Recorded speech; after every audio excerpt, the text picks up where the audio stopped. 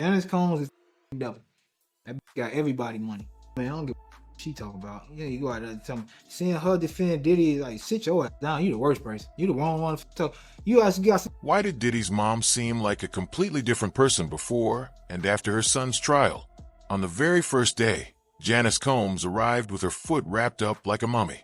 She struggled to move through a crowd of reporters, leaning on a bulky walker, looking frail, shaken, and visibly distressed. But just 2 days later, Janice appeared completely transformed, wearing a heavy wig, keeping her head down, and clearly trying to avoid attention. Why did Diddy's mom turn into a completely different person before and after her son's trial? On the first day of the trial, Diddy's mother, Janice Combs, showed up with her foot wrapped like a mummy. She hobbled around in front of a sea of reporters with a bulky walker, looking frail and distressed. But just 2 days into the trial, Janice looked like a completely different person, wearing a heavy wig and keeping her head down.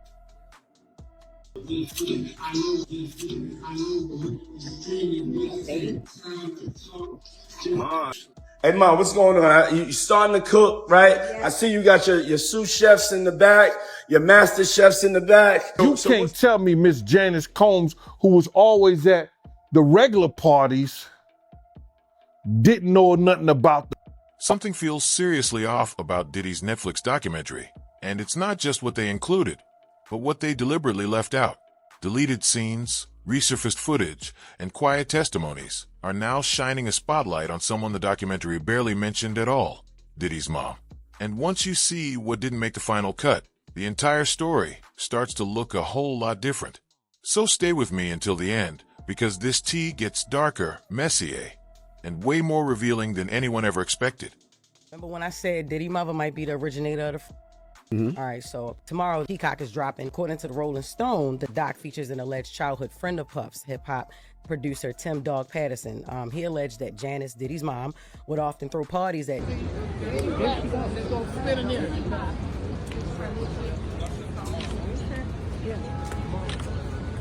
Miss Combs, you so fine, girl. I would drink your bad water. I would drink your bad water. Great. Janice, how do you feel, Janice? Christian, how do you feel? Getting a drip with me, she's hydrating. What's up, Mom? Everything's good, baby. I'm here with you. Yeah. I love you. Love you too. 50 Cent's Netflix documentary on Diddy dropped in early December, and almost immediately, people started saying something didn't add up. Major pieces of the story felt like they were missing, especially anything involving Diddy's mom, Janice Combs. And the more viewers dug into what was edited out, the more it started to seem like the darkest details were the very ones they chose to leave behind. Of Diddy. It shocked a lot of people. And I know, 50, the way you run, this cannot be all that you have. Is there other stuff that you just have not shown? Yeah, well, everything couldn't make the... It was 4 episodes. Right. So it was a lot. You had to pick and choose things. Like, even in an area where he chooses to date people who he knows previously dated someone. He has a baby by a woman that was dating Tupac. Wow. To add to it, but we had to cut it down so it couldn't. For time. Next year's going to be a number 2. Season 2? I just put it on YouTube. I just put it on YouTube. Well, we can subscribe and get it. Because once those deleted scenes and old clips started resurfacing online, it didn't look like Janice was just a worried mom watching everything unfold from the sidelines. It started to look like she may have played a much bigger role in shaping the man Diddy eventually became. And that right there is why so many viewers weren't impressed with the documentary. People kept saying the same thing over and over. It felt surface level, nothing new, and it conveniently avoided the biggest names and connections that always seem to come up whenever Diddy's story is discussed. But the biggest red flag of all, how little Janice was shown. She got maybe 5 minutes of screen time, which is honestly crazy considering she raised him and was there from the very beginning. So naturally, people started asking questions. Why was her role so small? And what exactly ended up on the cutting room floor? Because at this point, what didn't make it into the documentary is starting to feel like the real story. For years, the wild party lifestyle has basically become synonymous with Combs. But is it possible Diddy didn't come up with all of that on his own? Some people believe he may have been influenced much closer to home, possibly even by his own mother. Yeah, as disturbing as it sounds. One of Diddy's former friends claims Janice Combs used to throw wild parties herself when Diddy was still young. And that's what this whole conversation is really about. The deleted scenes, the resurfaced clips, and the testimonies people say Netflix didn't want front and center. And by the end of this, it'll make a lot more sense why so many people believe Janice knew exactly what was going on the entire time. But before we get into the heavier stuff, it's important to look at what the documentary actually did show about Janice, even though it wasn't much. One of the main moments included was her statement after Diddy was arrested and the allegations exploded online. And yes, on the surface, it sounded like she was defending her son, but the way it came across, it felt less like she was protecting him, and more like she was protecting herself, because the focus wasn't really on whether Diddy did what he's accused of. It was more about making sure she didn't come off as a bad parent or someone who failed him. And one specific detail she denied really stood out. Back in 1991, there was a tragic stampede at City College in New York during a crowded event Diddy was promoting, and 9 people lost their lives. After that, Kurt Burrows, one of the co-founders of Bad Boy Records, claimed he witnessed Diddy slap his own mother after she questioned him. Janice denied it ever happened, but people who were close to Diddy back then have told very different stories, and that's where things start getting messy. For even more context, Diddy's father, Melvin Combs, was killed when Diddy was only 2 years old. That meant Janice raised him alone. She has said she worked 3 jobs to provide for them, one as a teacher's assistant, one that she described as modeling, even though there's very little proof of that, and a 3rd job that people claim gets a lot darker once you dig deeper. And when you put all of that together, it paints a clearer picture of the environment Diddy grew up in, because multiple people who claim they knew the family say that his home life shaped everything he eventually became. And that's exactly the part where the documentary starts leaving things out.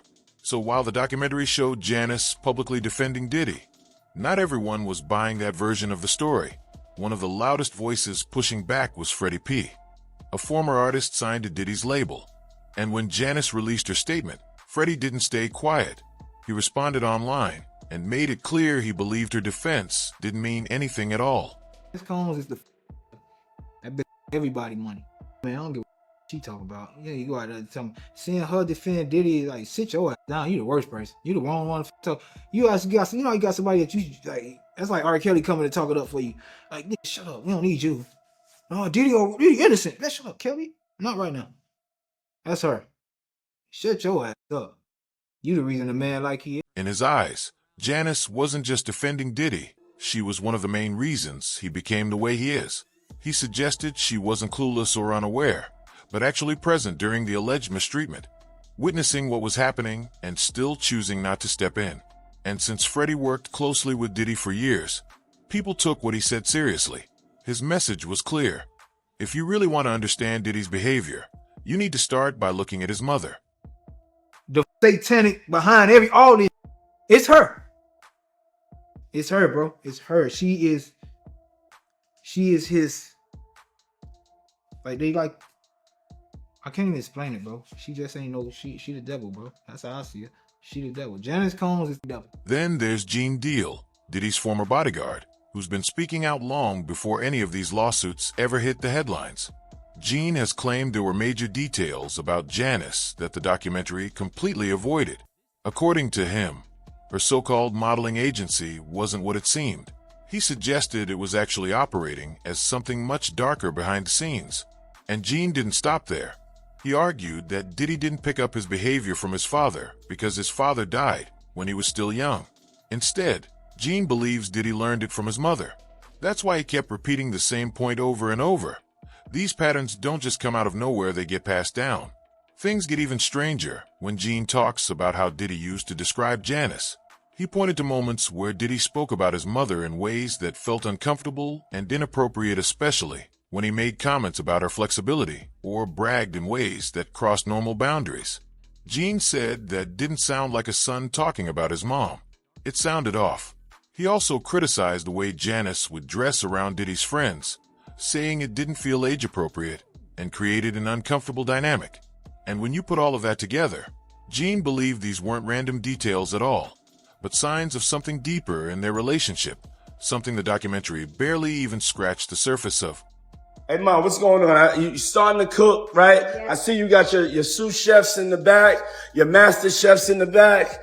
So what's going on for Thanksgiving? The people want to know. We're going to have a big Thanksgiving here. So I like to cook a lot. Okay, what you going to make? So I'm going to make a potato salad, baked macaroni, candy yams, smoked turkey wings, ribs, fried chicken. Gene made it clear that even though he can't prove Janice was physically present at the actual freak-off parties, he strongly believes she knew they were happening. And his reasoning was simple. Janice was always around. She showed up to the regular parties, stayed heavily involved in Diddy's personal life, and even had a role in his business affairs. Tell me Miss Janice Combs, who was always at the regular parties, didn't know nothing about the parties. This is the same dude, bruh, that used to disrespect his mother. So I seen the love now that they have for each other come out at night. I don't know that about his mother, man. I know she used to date young guys, but that don't make her a freak. They call her a cougar. According to Gene, there was no way Janice didn't know what was happening behind the scenes. He also criticized how she dressed, noting that her outfits were often revealing and not age-appropriate. From his perspective, it created an uncomfortable dynamic, especially around Diddy's friends. He even said he would never want his own mother dressing like that in similar situations, and overall, the energy just felt off. This is where the internet really took over. Videos started circulating online, and people have been analyzing them non-stop. These clips never made it into the documentary, but they reveal a lot about the relationship between Janice and Diddy. The first video people point to is the 4-drip clip. In it, Diddy and his mom are sitting side by side, both hooked up to 4 treatments, acting like it's completely normal, just hydration. No big deal. But here's the issue. Court documents from Diddy's case revealed that people who attended his FO parties often needed 4 treatments afterward because the parties were so extreme. Guests would pass out and be completely drained. So when viewers saw Diddy and Janice getting IVs together, it immediately raised questions. Where had they just been? Why were they both needing treatment at the same time? The timing alone made the situation feel suspicious. Then there's the kiss video, which made a lot of viewers uncomfortable. In the clip, Diddy kisses his mother on the lips, and it's not a quick peck. It lingers.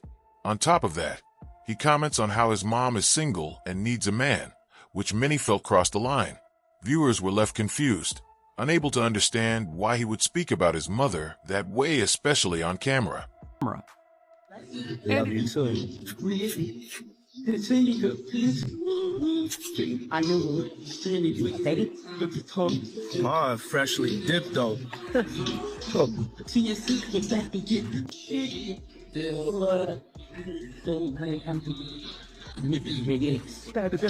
I was trying to show the truth. Yeah, my mom's is single. Mom's single. I ain't gonna hate on my mom. She's single.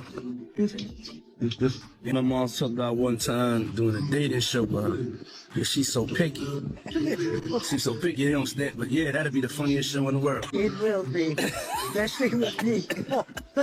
I don't even want to get started with you doing that. We're not doing that, cause. But yeah, my mom's single. Yeah, for real. Mom do might have a good time. Cause ain't sitting in the house playing. They outside moving and shaking, baby. That's right. She come with me to the strip club. I don't care. Real. It's my dog. You know, I want to live life. We out here moving and growing. My mom told me, she just said, keep moving, baby. That's right. Keep moving. She don't stop. She could touch the floor with her palms. You know? Flat. Flat. Take pew, pew, pew. And if you look even closer, there's another detail people immediately noticed. Janice is wearing white nail polish in the video. According to Cassie's lawsuit, Diddy allegedly required women at the FO parties to wear white nails because of the contrast against their skin. So naturally, viewers started asking why his mother had the exact same detail. No one is claiming it proves anything for sure, but it definitely made people uncomfortable and fueled even more speculation. There are also photos that have surfaced showing Janice in very revealing dresses, dressed like she was heading to a nightclub, with Diddy right beside her. People online began questioning why a mother would dress that way around her son, and why she seemed more like one of his girlfriends than his parent. To many, it simply didn't feel normal. And this is where the story gets even darker, because none of this made it into the documentary. People who knew Diddy while he was growing up have come forward with disturbing accounts of life inside Janice's home, suggesting that what the public is only now seeing may have been shaping him long before fame ever entered the picture. According to one of Diddy's childhood friends, Janice used to throw wild parties at their home, and this wasn't a rare occurrence. It was described as a regular part of life in that household. Now, think about that for a moment. Growing up in an environment like that, being exposed to adult behavior at such a young age, it's bound to leave a mark. That kind of upbringing doesn't just fade away. It shapes how someone grows, thinks, and reacts later in life. Remember when I said Diddy mother might be the originator of the All right, so tomorrow Peacock is dropping. According to the Rolling Stone, the doc features an alleged childhood friend of Puff's, hip-hop producer Tim Dog Patterson. He alleged that Janice, Diddy's mom, would often throw parties at Diddy's childhood home. He says that during the parties, it wasn't uncommon to walk into rooms where adults was having just their normal. And the doc, when talking about the parties, Tim says, verbatim, "That's what we were privy to. This was what we were fed. Was it desensitized?" That same childhood friend believes that much of what's unfolding around Diddy today traces back to those early years. He didn't claim to know every detail, but he strongly felt that what Diddy witnessed growing up played a major role in shaping who he became. And honestly, that makes sense. When boundaries are blurred from a young age, when a child grows up in chaos instead of structure, it can completely change how they view relationships, power, and right versus wrong as adults.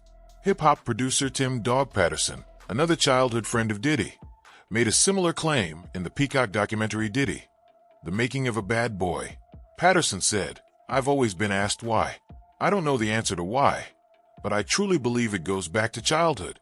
The 55-year-old Diddy didn't have a picture-perfect upbringing.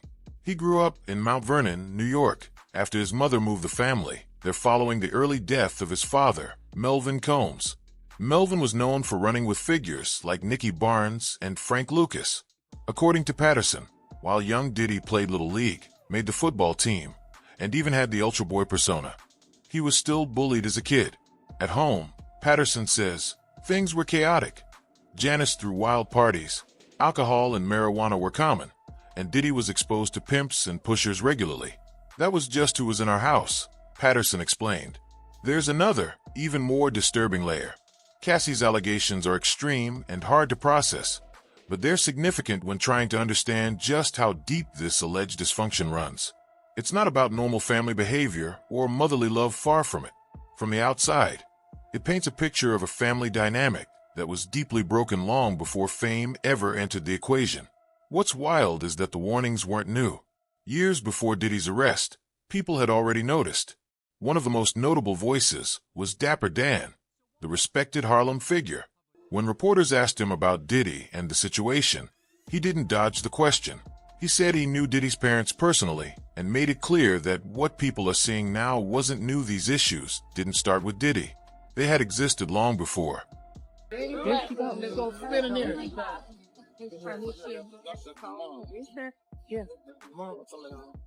Miss Combs, you so fine, girl. I would drink your bad water.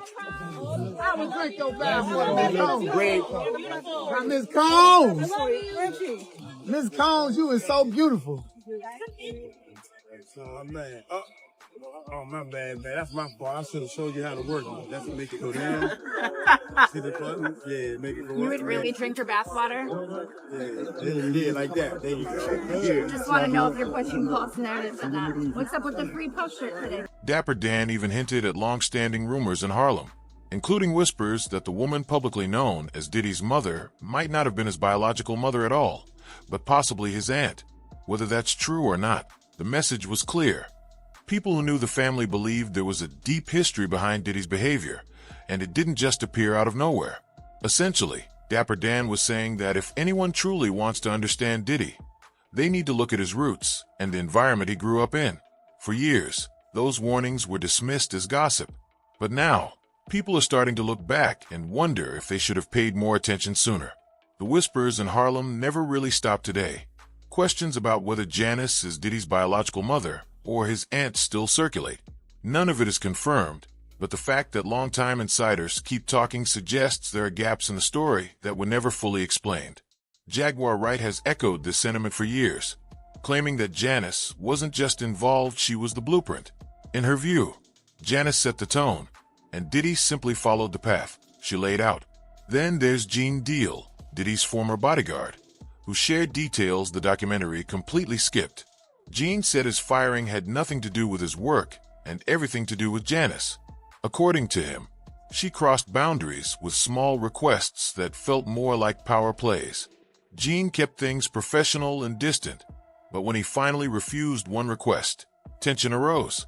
Janice reportedly got upset, and soon after, Gene noticed his shifts being taken away until he was eventually pushed out. Looking back, Gene believes Janice had an interest in him, and when he didn't respond, she made his job difficult. What makes this even more unsettling is the dynamic between Janice and Diddy. Gene described Diddy as overly protective of his mother in a way that felt possessive rather than normal. At the same time, he shared stories of Diddy openly disrespecting her, even using aggressive language. Another industry figure claimed to have witnessed Diddy get physical with her years earlier. Gene said he even had to step in at one point and confront Diddy directly, shutting him down fast. And yet, despite all of this, Janice continued to protect him and keep his secrets. The love now that they have for each other only on film and camera. You know, on the YouTube or Instagram or wherever they were showing it and stuff like that. But this the same guy that Kirk Burrows once told me he slapped his mother. And I told everybody, had I known he slapped his mother after I told Kirk Burrows, Kirk told me after I straightened his ass out for cussing his mama out.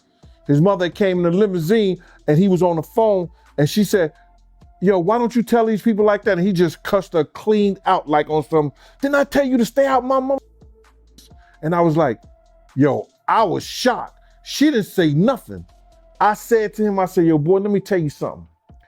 If you ever cuss your mama again, I'm gonna beat the out you. You ain't gonna bring nothing but bad luck to us treating your mama like that. That's why Mays has said Janice is the key to everything.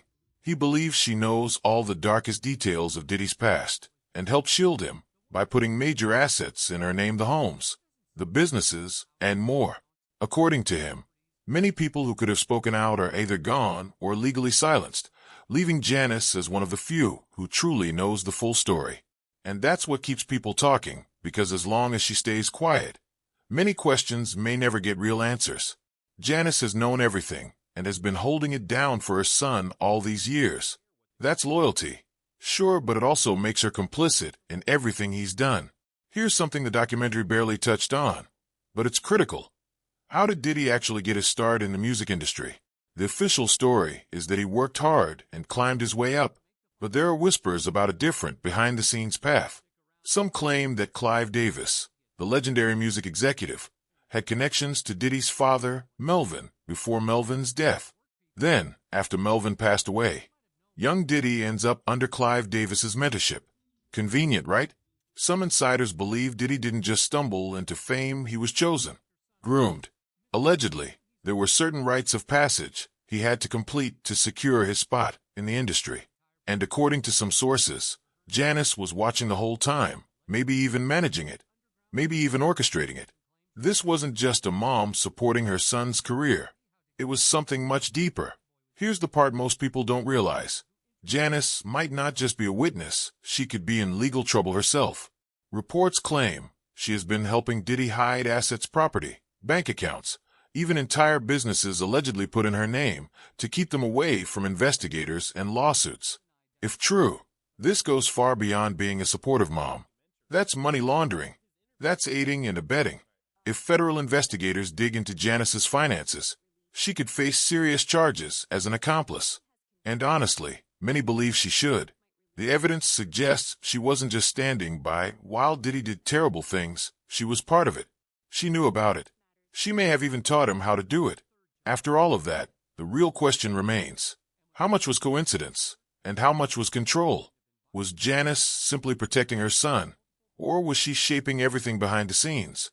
Where do loyalty and accountability really cross the line? Let me know what you think in the comments. And if you want to stay updated on every new twist as this story continues to unfold, make sure you're subscribed.